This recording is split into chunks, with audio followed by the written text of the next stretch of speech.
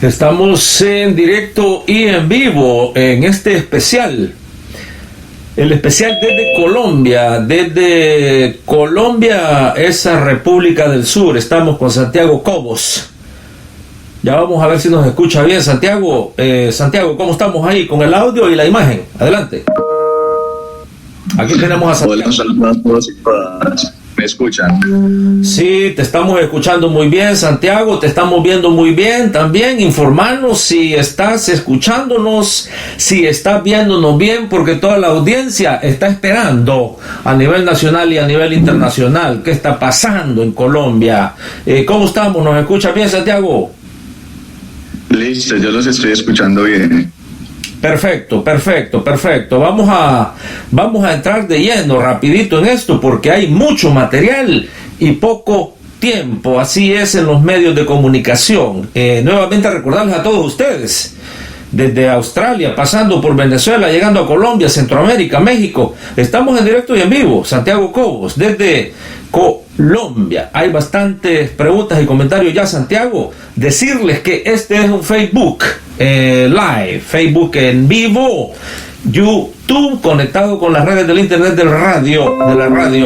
Esto entonces está llegando, Santiago. Nos decían ahora, donde hay un colombiano en cualquier parte del mundo, ahí está este medio, radio, televisión, Farabundo Martí Internacional. Te están viendo y te están escuchando. ¿Por qué? En algunos lugares es radio, en otros lugares obviamente es radio imagen. Santiago, rapidito entonces, si podés decir quién es Santiago Cobos, qué anda haciendo por aquí, qué está haciendo, de dónde viene, y luego después ya entraríamos quizás primero con cómo ves esto, qué es lo que está pasando, y si lo podés poner en un contexto, porque aquí después vienen las preguntas y los comentarios que ya las tenemos acá. Bueno, le vamos a pasar entonces los micrófonos, amigos y amigas. Recuérdense, estamos abiertos, las líneas están abiertas. Ustedes sigan mandando sus comentarios y sus textos. Disculpas si no le llegamos a todos, obviamente, pero vamos a tratar de hacer todo lo posible.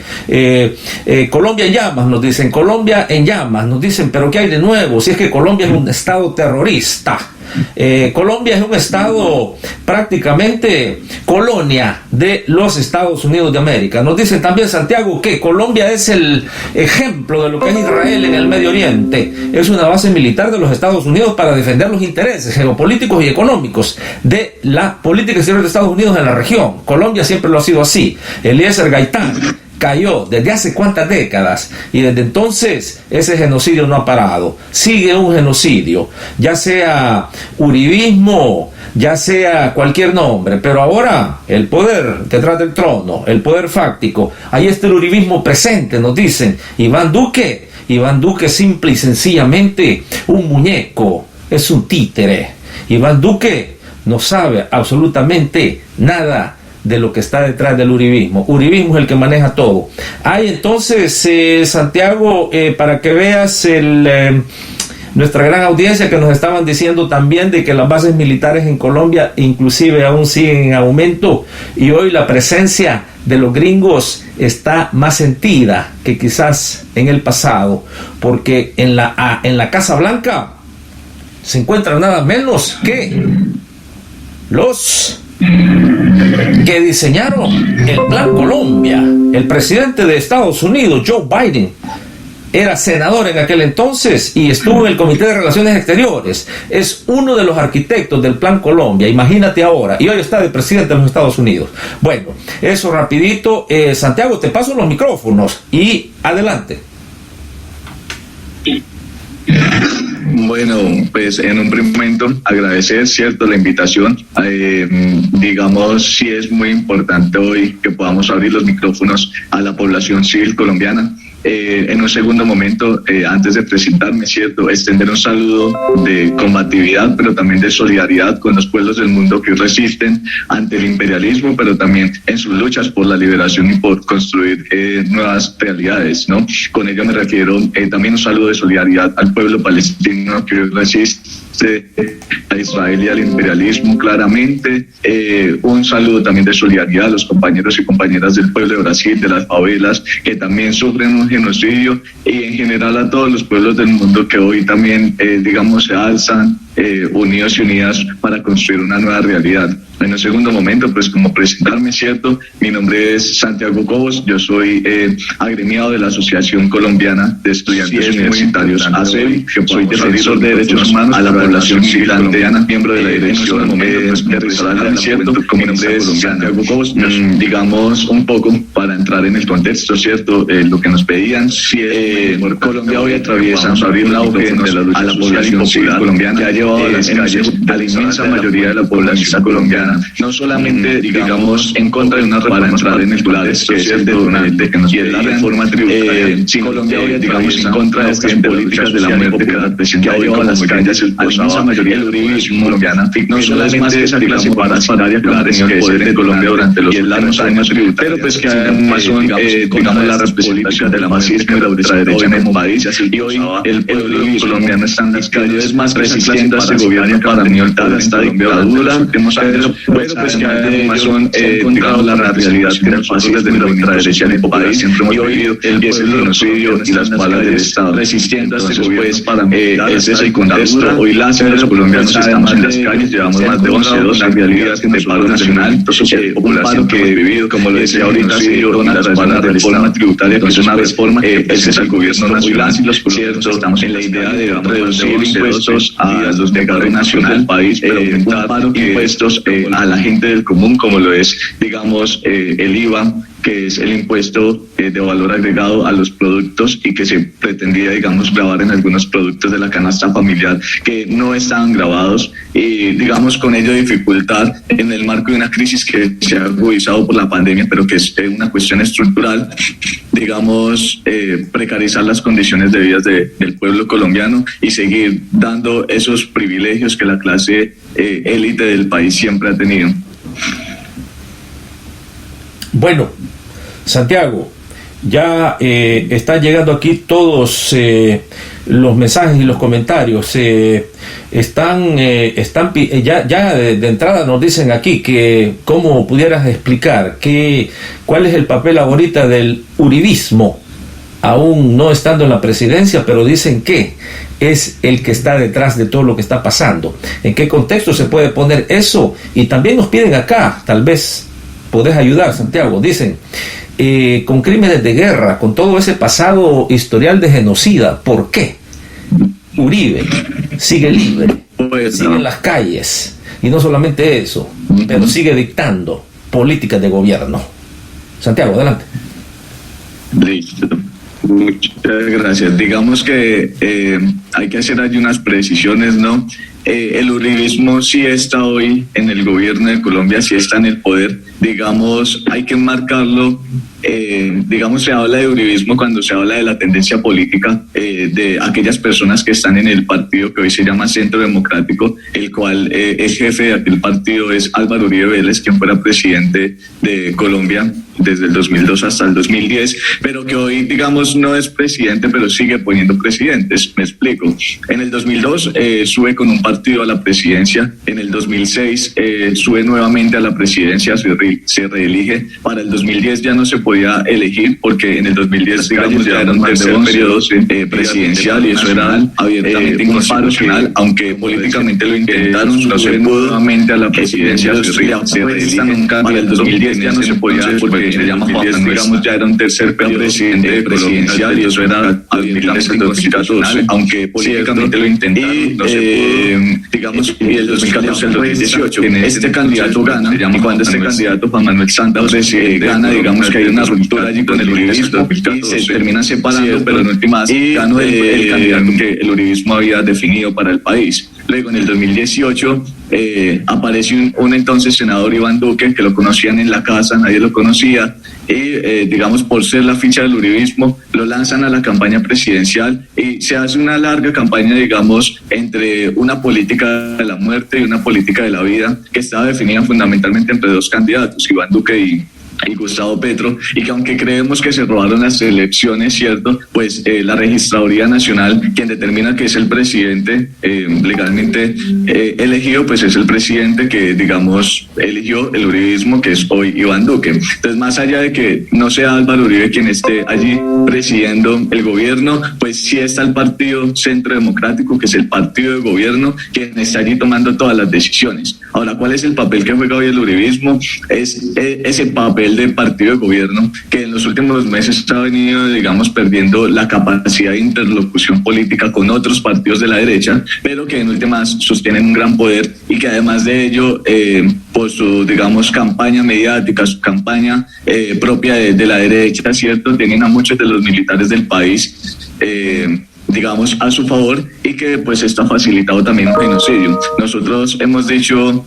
que el gobierno, ¿cierto?, ha actuado por acción y por omisión en este genocidio, en este nuevo genocidio que vive el país, pero que es un genocidio extendido, y que pues en últimas el papel del uribismo termina siendo el papel de esa dirigencia fascista que lleva años y años en el poder del país y que no lo quieren soltar, pero que además de que no lo quieren soltar están dispuestos a hacer lo que sea necesario para no soltar, digamos, la presidencia. Pero también hay que decirlo, más allá del uribismo están los banqueros o los grandes banqueros de este país, y que son ellos en últimas quienes también terminan tomando esas decisiones. No son, digamos, las caras más visibles políticamente, pero pues económicamente son quienes financian las campañas presidenciales de estos adeptos de la derecha y que hoy están en el poder del país.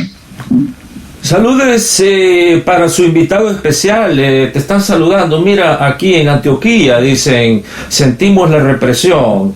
Aquí desde Bogotá lo están saludando, desde Medellín. También viene el mensaje de aquí de Cali, Santiago, de Cali sufre la represión más grande. Nos dicen, hay caminos tomados por el ejército, carreteras bloqueadas.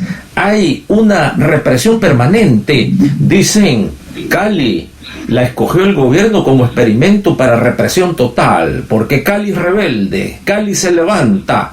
Fue de los primeros lugares en Colombia en decirle no a esa ley criminal, injusta y económica. Y te piden que también, si puedes explicar un poquito esa ley que le llaman de solidaridad sostenible, que no es más que golpe a los colombianos con menos ingresos y protección para las mismas oligarquías, para las mismas élites que han estado desde, ¿por qué no?, décadas, siglos, adueñándose de lo que hoy es Colombia. Santiago, adelante.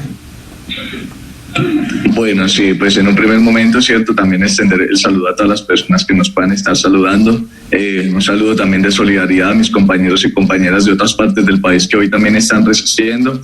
Digamos, Cali, sí, efectivamente, como lo mencionan allí, ha sido tal vez un epicentro de la ejercida por parte del Estado hacia la población civil, que se ha demostrado en todo el territorio nacional, pero que, digamos, ha sido este territorio en el cual más se ha agudizado, pero, digamos, en los últimos días incluso hay una problemática muy grande, y es también la censura que se está dando en redes sociales, y que, digamos, los medios masivos de comunicación tampoco comunican, que efectivamente nos tienen incomunicados con, digamos, la realidad de lo que esté sucediendo en Cali. Sin embargo, lo que sí podemos afirmar es que allí el ejército y las fuerzas militares de este país, junto a las fuerzas paramilitares, están orquestando un plan de miedo, de terror, pero además de genocidio contra la población que se manifiesta.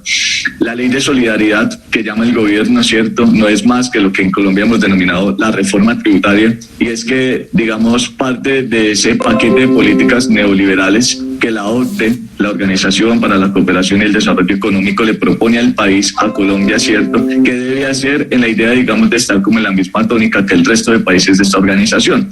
Y que, digamos, no es la primera que intenta. Nosotros en el 2019 tuvimos otro gran paro nacional que se citó desde el 21 de noviembre, que duró muchos días también, y que la consigna no variaba mucho, era en contra de ese paquetazo neoliberal que representan las políticas de Iván Duque, y que entre ellas estaba la reforma laboral, la reforma pensional, la reforma tributaria, y que hoy nuevamente, ¿cierto?, se vuelve a presentar, es la tercera de este gobierno, que en últimas profundiza las desigualdades y la precarización del pueblo colombiano en la idea de, digamos, básicamente generar unos tipos de garantías para las poblaciones más ricas del país, ¿cierto? Y, digamos, agravar alimentos de la canasta básica familiar con impuestos y, digamos, incrementar el tema de los impuestos. También proponía el hecho incluso de ejes al interior de las ciudades, ¿no? Que si bien ya el hecho de tener un peaje en el país es problemático porque es ese lugar donde, digamos, uno tiene que pagar para poder transportarse de un departamento a otro, ahora lo que la reforma proponía era que dentro de las ciudades se pudiese, digamos, establecer el tema de los peajes y un sinfín de situaciones, como lo puede hacer también con el tema del presupuesto general de la nación, con lo que tiene que ver con la educación, la salud, saneamiento básico. En su artículo 33 lo que proponía esta reforma era y, por ejemplo, también, pues, digamos, además de proponer estos elementos y que era, digamos, darle un golpe a lo que ya el movimiento estudiantil universitario había pactado con el gobierno en el 2018, era también el tema de congelar los salarios a funcionarios públicos durante un determinado tiempo, en la idea o en la excusa del gobierno nacional de recolectar un dinero que se necesita, porque lo que dicen es que la caja de la nación, digamos, está en quiebra, ya no hay más dinero, se necesita dinero, pero hace unos meses, incluso hace unos días, nos sorprendíamos con la noticia de que el presidente había destinado 14 billones de pesos para la compra de aviones de guerra, para, digamos, la falsa guerra que se quieren inventar con el pueblo hermano bolivariano de Venezuela, y que durante toda la pandemia, más incluso que invertirle a la salud, lo que han hecho es invertirle al armamento del escuadrón móvil antidisturbios, que es quienes hoy fundamentalmente nos están reprimiendo en las calles. Entonces, es una reforma tributaria, ¿cierto? Reforma tributaria que el gobierno de solidaridad con falsos discursos diciendo que es para... y que fundamentalmente lo que genera es mantener ese superior de unas clases sobre las otras, que en este país es muy marcado. Saludos para el invitado. Santiago, nos está llegando aquí reportes. Nos llegan reportes de acá, también del norte de Santander, aquí por Cúcuta, y nos dicen que si estás también al tanto, dicen que se está viendo bastante movimiento del paramilitarismo, y que inclusive de aquí se penetra bastante para territorio venezolano, para ir a cometer actos de terrorismo. ¿Cómo lo manejan eso? Si tenés conocimiento de eso, Santiago. Y la otra parte de la pregunta que nos dicen acá también es ¿qué hay de las amenazas a muerte para Gustavo Petro? Que inclusive en las últimas horas se han hecho públicas en algunos sectores. Esto será de cara al nuevo proceso electoral que ya se avecina. Santiago, los micrófonos, adelante. Bueno, pues allí hay varios elementos, ¿cierto? Frente al tema de norte de Santander, yo diría que es un fenómeno que se está presentando a nivel nacional, ¿cierto? El paramilitarismo realmente en este país nunca se ha desmontado, siempre ha pertenecido a la, digamos, derecha fascista del país, y que hoy, pues, hay que decirlo, ¿cierto?, lo vuelven a sacar con mucha más fuerza, porque nunca ha desaparecido, para generar, digamos, ese miedo y matar a la población o salir a protestar, y que, digamos, es incluso algo que también está sucediendo en la ciudad donde yo pues resido, en Pereira, ¿cierto?, donde es el alcalde de la ciudad, el señor Carlos Alberto Maya, quien llama en una declaración pública a conformar grupos privados públicos para la defensa, digamos, de la ciudad, en contra de lo que ellos han denominado el vandalismo, ¿cierto? Y cuando hablan de vandalismo se refieren a las dignas protestas de la gente en sus diferentes formas de protestar.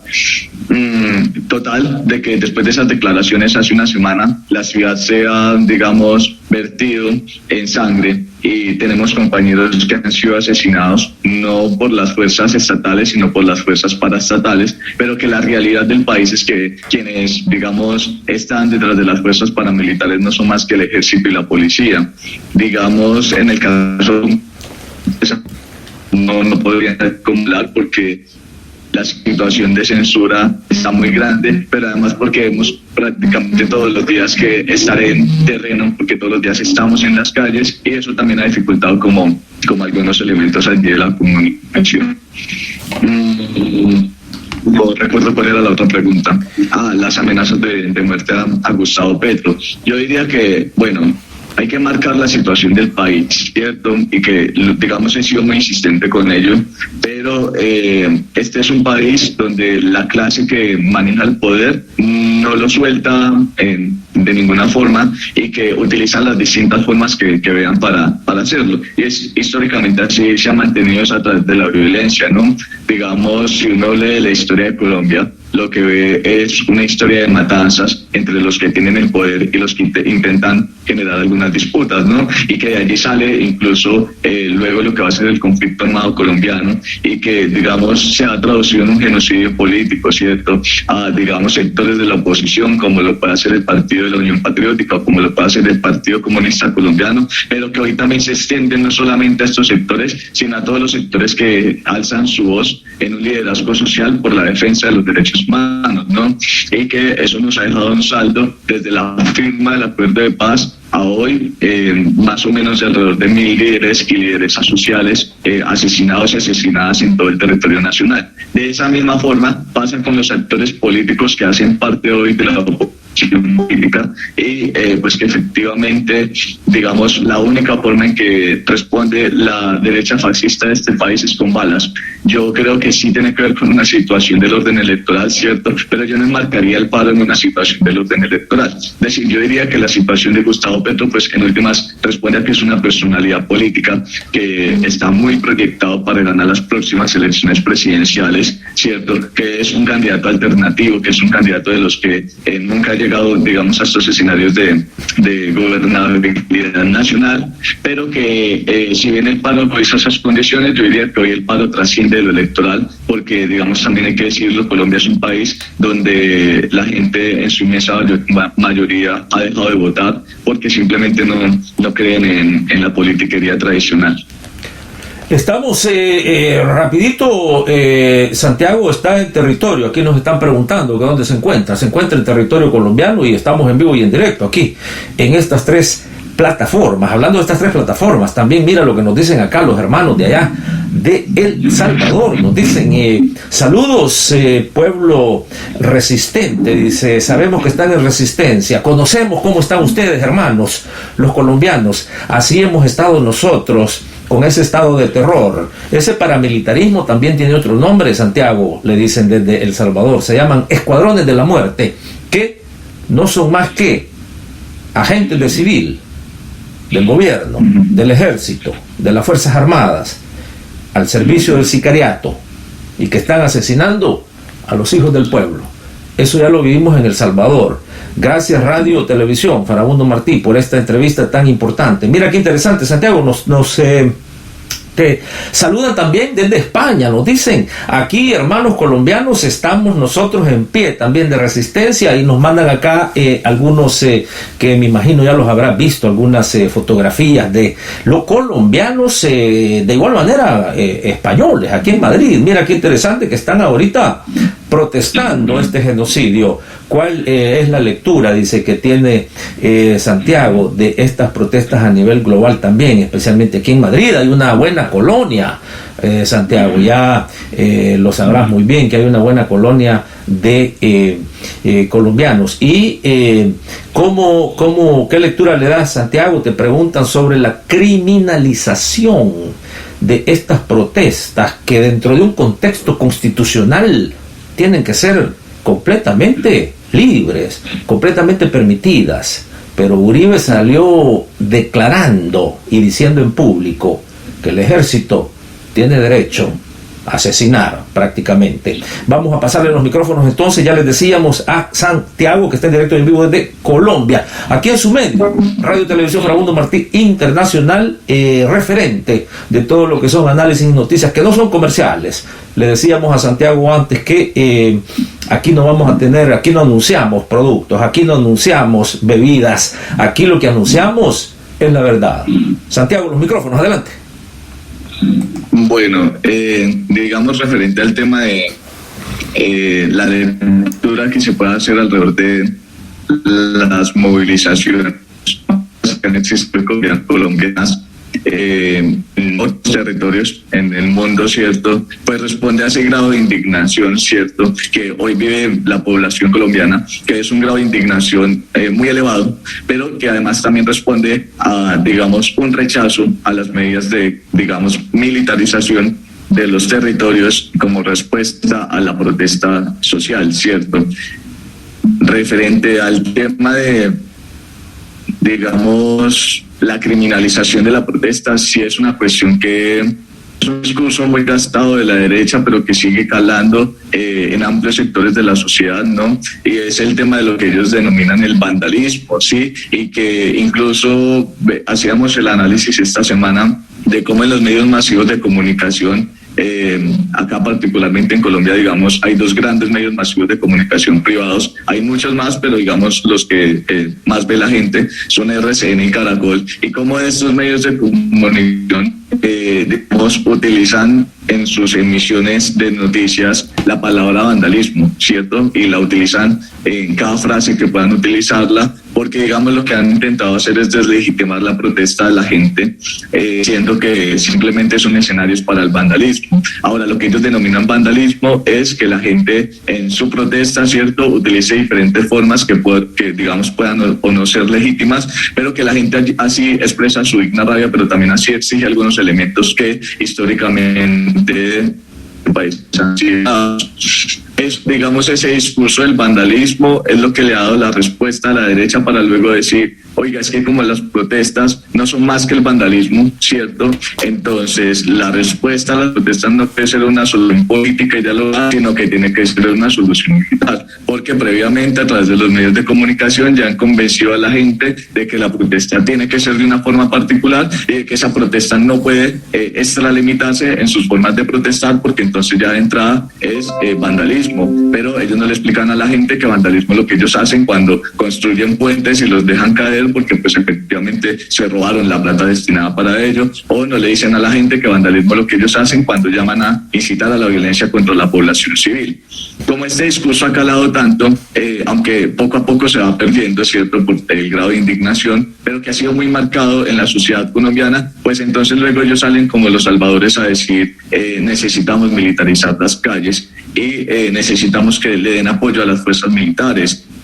Hace unos días el presidente de Colombia lo que destinaba era o lo que determinaba era la figura de asistencia militar, ¿cierto? Y con ello lo que hizo fue acceder a que todas las ciudades del país, sobre todo las que más protestas fuertes han tenido, pues estuvieran totalmente militarizadas, y que lo hemos vivido, ¿cierto?, en las calles. Y es como ya no solamente está allí el escuadrón móvil antidisturbios, ese escuadrón de la muerte que ha asesinado a un montón de nuestra población, sino que además también está el ejército.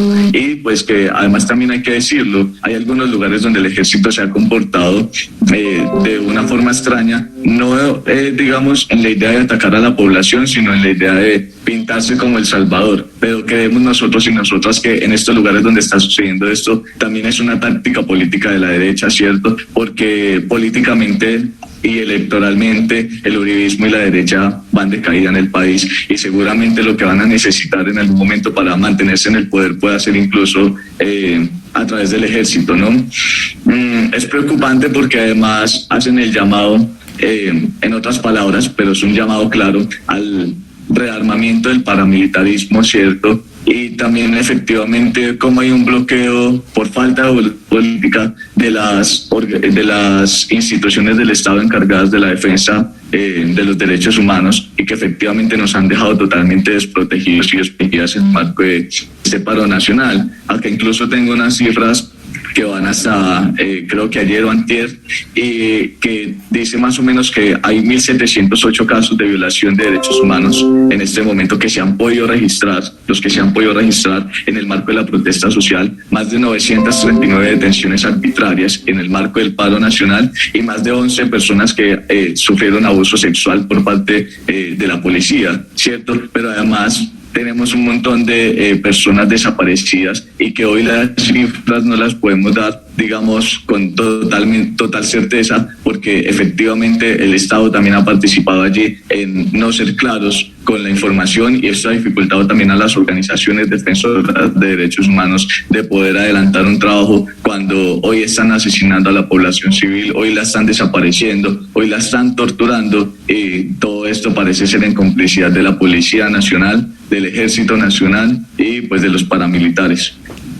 Ahí estamos, Santiago. Mira, interesante también porque coincide con lo último que acabas de estar mencionando. Saludos desde el Valle del Cauca, allá por Cali, y también aquí en Tolima. Te están saludando en Santander y Antioquia nuevamente, en Medellín. Es alarmante, dicen, Santiago, es alarmante que el número de desaparecidos, y que a estas alturas no hay nada claro. Inclusive hay un reporte, nos dicen acá, y cuál es la lectura que tiene Santiago, el reporte que inclusive las Naciones Unidas ha sacado acá, y que dice que esa fecha que cubren del 28, que cuando se inicia todo esto, 28 de abril al 6 de mayo, ese es el reporte que se tiene acá, de esa fecha para acá. Obviamente los números han seguido aumentando, los desaparecidos, los asesinados, los golpeados. ¿Y quién responde por todo esto? Nos dicen, Santiago.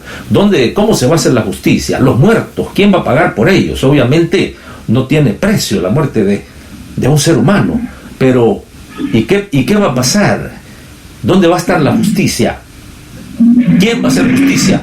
Cuando sabemos que los mismos que están encargados de hacer justicia son los mismos asesinos, son los mismos criminales, es el mismo Estado terrorista. ¿Qué se ve? ¿Hay luz? Te preguntan, Santiago, ¿qué esperanzas tenés? El trabajo que se está haciendo en el territorio, el trabajo que se hace en la calle, ¿hay esperanza de que este genocidio por fin llegará a su término en un corto, mediano o largo plazo? Mira qué interesante también. Y rapidito, creo que ya lo habías mencionado, lo que se decía de esta reforma que está prácticamente haciendo más pobres a los pobres, y que dice ahí inclusive un salario mínimo de Colombia se le iban a elevar también los impuestos, mientras que se iban a derogar o inclusive anular impuestos que tienen o que tenían esas grandes élites.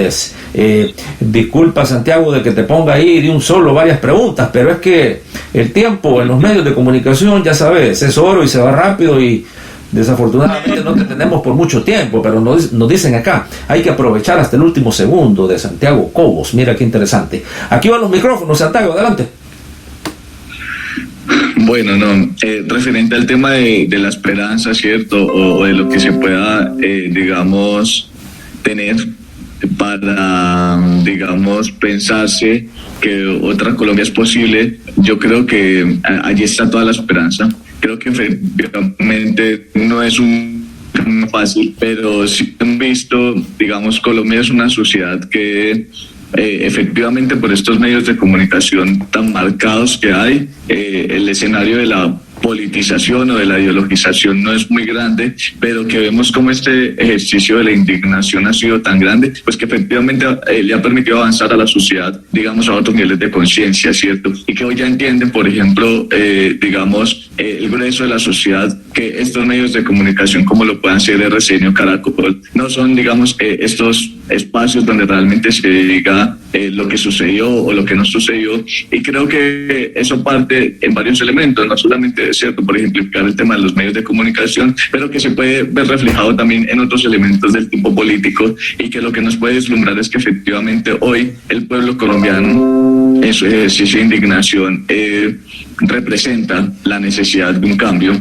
¿cierto? Y que ese cambio efectivamente se va a dar de muchas formas, no solamente o necesariamente desde lo electoral, sino también en la construcción de nuevos escenarios para la construcción de esa nueva Colombia, ¿cierto? En las calles, y que es posible verlo también porque efectivamente hemos visto, por ejemplo, en ciudades donde yo resido, digamos en Pereira, no es muy común ver cómo desde los barrios propiamente se resiste, aunque esto sí sucede en otros lugares del país, pero que acá efectivamente se ha venido replicando. Y hemos visto también cómo ha sido la misma gente del común la que hoy entiende que la policía no es un escenario donde uno pueda ir allí a pedir ayuda, porque efectivamente se ha convertido en el enemigo del pueblo, y la gente ha empezado a entender esos niveles o esas situaciones que antes, digamos, producto de la manipulación mediática, no eran muy del común de la gente, y que hoy, gracias al grado de indignación, se han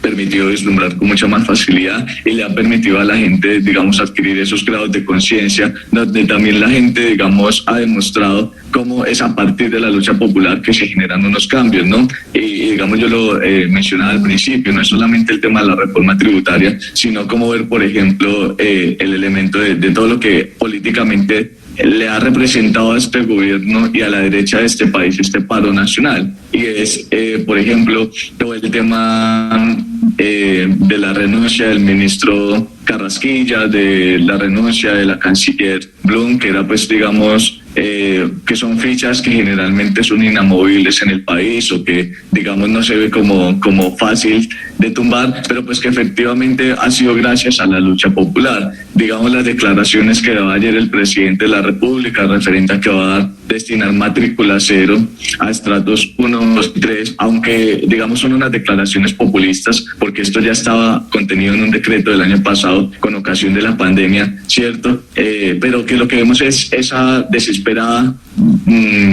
digamos, esa desesperada opción que tiene el gobierno para intentar quedar bien hoy con la gente, y que la gente realmente ya, digamos, no les copia ese tipo de situaciones. Es entender que la gente realmente con su indignación ha logrado otros tipos de conciencia. El tema de genocidio creo que se va a agudizar, porque efectivamente la derecha no está dispuesta, y no es una opción para ellos el perder el poder o el perder el gobierno, porque incluso yo diría podamos estar más cerca del gobierno que del poder, pero que efectivamente su respuesta va a ser la que históricamente ha sido, y es con las balas. Sin embargo, de esa misma forma se ha reproducido en miles de personas más la indignación, y digamos, vemos como cuando, aún con sus medidas represivas, con sus medidas de miedo, con el asesinato de nuestros compañeros, al contrario de callarnos, lo que hacen es reproducirnos, porque lo que ha generado en la gente hoy es ese sentimiento de que las ideas son a prueba de balas, de que las ideas son a prueba de gases, y que efectivamente es necesario resistir para construir esa nueva Colombia. Siguen los saludos acá.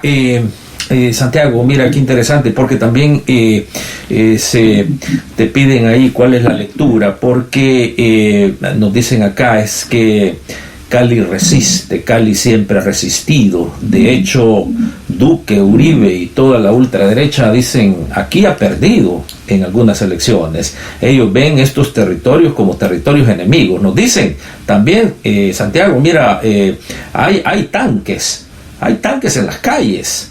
Esto parece una guerra, pero esto no es guerra. ¿Por qué tanto armamento? ¿Por qué se ha movilizado tanto armamento pesado? Nos dicen. Y ¿qué lectura le das también a este, entre comillas, ponen acá, este diálogo de Duque, que está llamando a un diálogo, pero ¿quién va a ir a un diálogo con los fusiles en la mesa? Al mismo tiempo que está hablando de diálogo, continúa con el genocidio. No hay que participar, lo ponen aquí en letras mayúsculas, no hay que participar en un diálogo. Mira que lo están comparando con los acuerdos de paz, Santiago, que fue una gran traición para el pueblo, esos acuerdos de paz, cuando se le pidió a las FARC que se desmovilizaran y que se desmilitarizaran, y por el otro lado el ejército empezó a asesinar a todos los líderes de la FARC, a líderes comunitarios, una gran traición. ¿Cuál es la lectura entonces que le das a esto que ya se dice es precisamente para detener el avance del pueblo? No hay que ir a ningún diálogo mientras el ejército esté practicando el terrorismo. Santiago, adelante. Bueno, yo creería que ahí es muy importante eso que se anota, ¿cierto? Y es cómo se da el manejo de la protesta social en Colombia, y cómo se da justamente hoy. Históricamente ha sido represivo, pero hoy, además de ser represivo, es militar, ¿cierto? Que incluso ahí se esposaba, bueno, parece una guerra, pero no es una guerra. Y pues efectivamente la lectura que uno podría hacer es que efectivamente el escenario de guerra que históricamente ha vivido el campo colombiano digamos, hoy es nuevo para la urbe, ¿cierto? Es nuevo para las ciudades porque se está viviendo de otras formas, ¿cierto? Incluso más cerca, pero que el campo siempre ha habido esta represión del Estado, hoy se traslada también a las ciudades. Y parte de ello es la estrategia que tiene la derecha con este tratamiento a la protesta social, ¿cierto? Y eso parte con todo, digamos, su contenido mediático. Cuando ellos llaman vándalos a los que protestan, cuando ellos llaman terroristas a los que protestan, cuando ellos estigmatizan a las personas que militamos en la izquierda o a las personas que hacemos parte de una organización o de un sindicato o de algún tipo de elemento, lo que están generando es profundizar digamos, la doctrina del enemigo interno, que es una doctrina que históricamente las fuerzas militares de este país han tenido y que lógicamente viene de la Escuela de las Américas, ¿cierto? Que es una orientación de los Estados Unidos de América y que ha fundado a nuestras fuerzas militares o que las ha formado en esa doctrina de que todo aquel que protesta, de que todo aquel que alza su voz, de que todo aquel que se piensa otra realidad, pues sencillamente es el enemigo, porque allí representa, digamos, el ideal de un guerrillero, ¿no? Entonces, ese elemento es importante entenderlo porque eso es lo que está sucediendo hoy y es que se ha fortalecido esa doctrina del enemigo interno y que no solamente hoy ya se ve en el campo, sino también en la ciudad. Todo aquel que protesta entonces es un enemigo de las fuerzas militares porque pues representa un peligro para la seguridad nacional, que efectivamente ha sido como la doctrina en la que las fuerzas militares han sido formadas en nuestro país y que por ello para ellos no es un problema el asesinar a un estudiante, el asesinar a un líder social, el asesinar a una lideresa social y demás, porque pues efectivamente es lo que históricamente han hecho. Ahora, digamos por qué hablo de eso y es porque pareciera que hoy la intención de la derecha es trasladar ese escenario de la guerra a la ciudad, ¿cierto? Porque cuando trata la protesta social con militares lo que está diciendo es que acá hay una guerra, ¿cierto? Y es esa guerra que hoy la derecha pretende instalar contra el pueblo, porque es ese pueblo que se moviliza unido, ¿cierto?, en la idea de construir otra Colombia, y que eso efectivamente trae varios elementos allí. Y parten mucho de lo simbólico. Digamos, vemos como muchas ciudades de Colombia están desabastecidas, pero sabemos que hay elementos, ¿sí? Sabemos que los alimentos están, pero que efectivamente no los están llevando a estos grandes supermercados. Vemos cómo no hay gasolina, digamos, para comprar gasolina hay que hacer una fila de cientos de carros y a la final a muchos incluso no les llega la gasolina, pero que además sí hay gasolina, ¿cierto? Porque pues efectivamente si tú eres un ciudadano del común no puedes acceder a la gasolina, pero si eres un policía sí puedes acceder a la gasolina. Entonces todos estos elementos simbólicos que pareciera que el país se prepara para una guerra civil es efectivamente toda una táctica de la derecha, no solamente en la idea de infundir el miedo en la sociedad para que no salga y demás, sino también porque allí están marcando claramente que su enemigo es el pueblo colombiano, que hoy representa ese enemigo interno que históricamente han representado, por ejemplo, los sectores que siempre se han movilizado en el país y que, digamos, eso se traslada hoy también en el escenario de la para los nuevos, las nuevas contiendas, diría yo, también otros elementos y pues que efectivamente eso es preocupante porque el saldo que nos deja de asesinados es grave, pero que efectivamente la respuesta debe ser la movilización social contundente que se ha venido dando. Ahora, porque además también vemos que frente a ese desabastecimiento llegan helicópteros del ejército a abastecer a las fuerzas militares, mientras entonces la gente, digamos, en su miedo de ver que la ciudad no tiene alimentos o de ver que la ciudad no tiene gasolina o de ver que todo lo que, digamos, para la gente normalmente es fácil de adquirir, hoy no es fácil de adquirir, pero sí es fácil de adquirir para los militares, ver cómo los helicópteros aterrizan en las escuelas y en los territorios que debieran ser territorios de paz y que hoy el ejército los está violentando cuando, digamos, aterrizan sus tropas allí, o de ver cómo atacan a la Guardia Indígena en Cali, ¿cierto? Eso es una masacre, pero todo hace parte de esa política del terror que hoy está manejando la derecha, porque saben que pues seguramente si no lo hacen o si no lo intentan fácilmente van a ser tumbados por el pueblo. Saludes, Radio Televisión Farabundo Martí, dice, quisiéramos que hicieran más programas como estos, desde Bolívar, siempre en pie de lucha. Saludos desde Medellín, aquí también en Boyacá y por Cundinamarca. Saludes para nuestro hermano, dice, que tienen acá.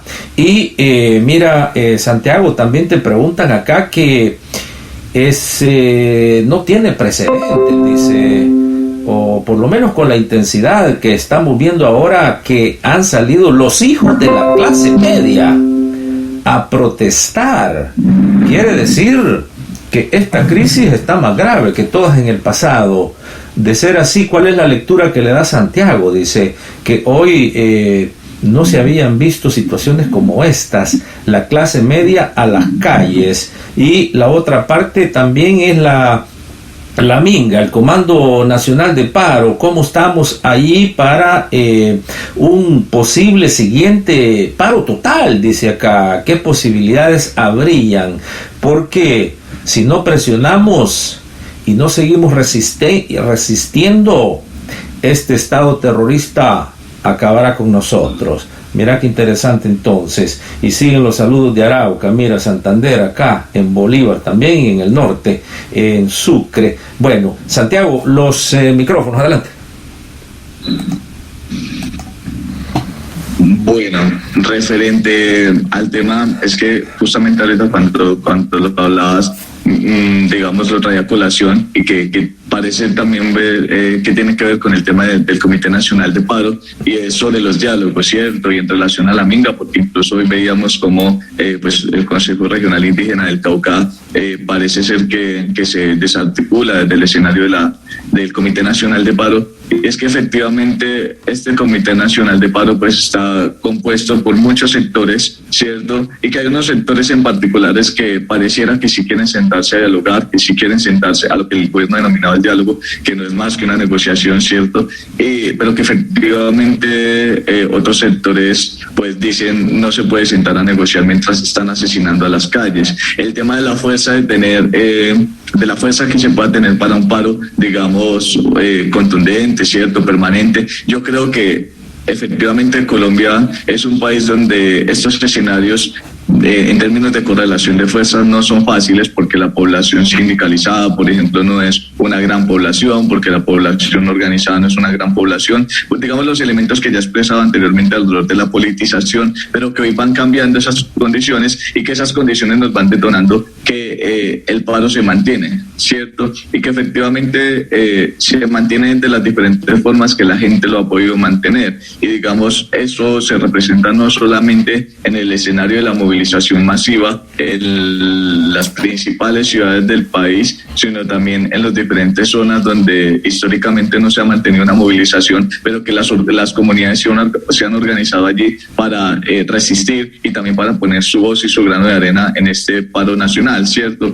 Pero que, digamos, además de todo ello, aportan en el escenario de las propuestas, y es bueno, la gente para, pero la gente no para por parar, sino porque hay unos elementos del por qué parar, y con ello lo articulo en el tema son los hijos de la clase media quienes están hoy saliendo a protestar. Yo diría que es apenas lógico, porque pues, si bien Colombia tiene una clase media y demás, pues es una clase media que en últimas se diferencia de lo que se denomina la clase más pobre por elementos de privilegios, como lo puede hacer el acceso a la educación, a la salud y demás, pero que en últimas termina siendo una clase pobre, ¿es cierto? Y es esa distinción que siempre quieren hacer entre la clase media y la clase pobre, pero que en últimas es clase trabajadora, y que yo diría que efectivamente ese primer momento, que es el momento económico, que es lo que tiene que ver con la reforma tributaria, ha tocado a la gente, pero la gente también se ha dado cuenta que no es solamente la reforma tributaria, sino que en este país hay 1.000.000 razones por protestar, como lo puede hacer el asesinato sistemático de líderes y lideresas sociales,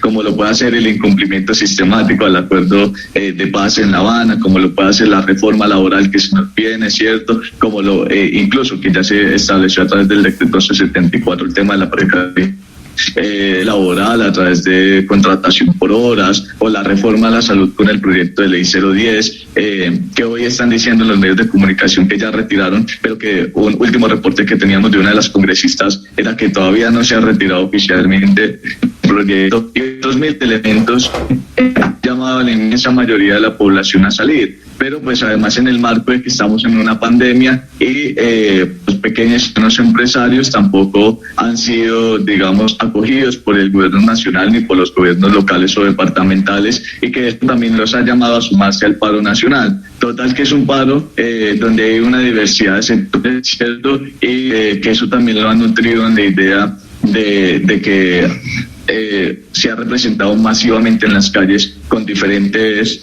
apuestas, pero digamos con un mismo sentimiento, y es el elemento de la indignación. Yo creo que eso es algo que ha jugado un papel muy fuerte hoy en el poder mantener el paro nacional en las diferentes ciudades del país.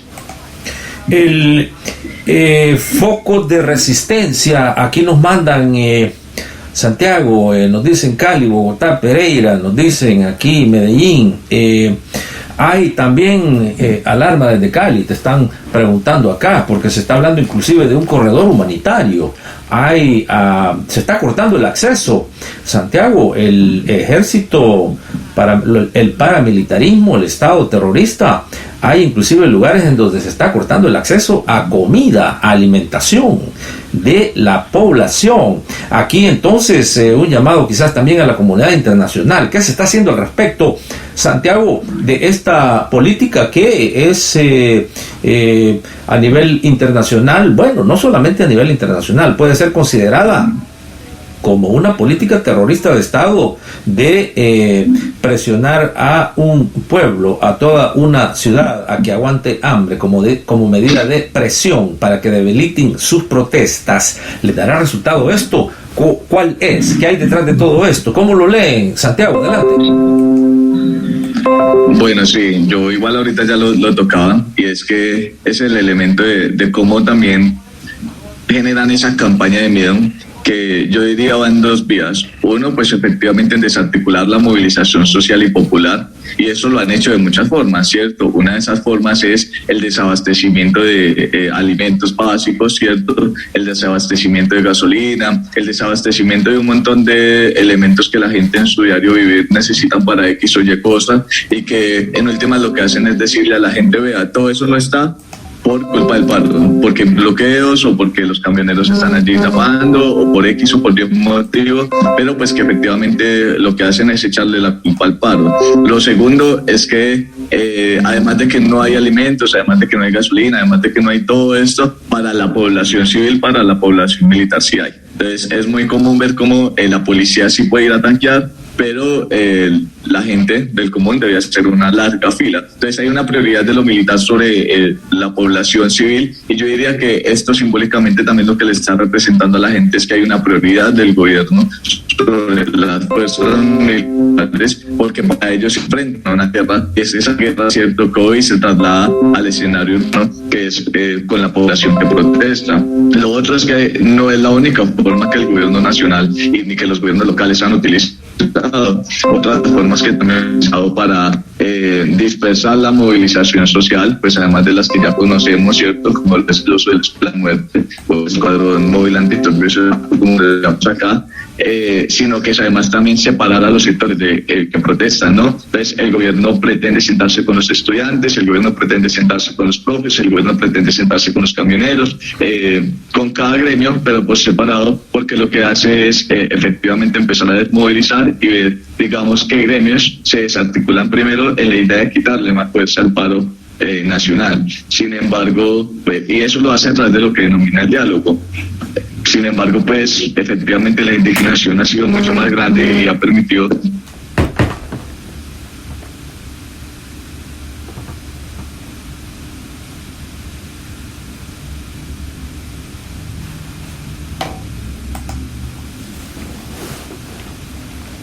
en directo y en vivo estamos acá con Santiago Cobos desde Colombia.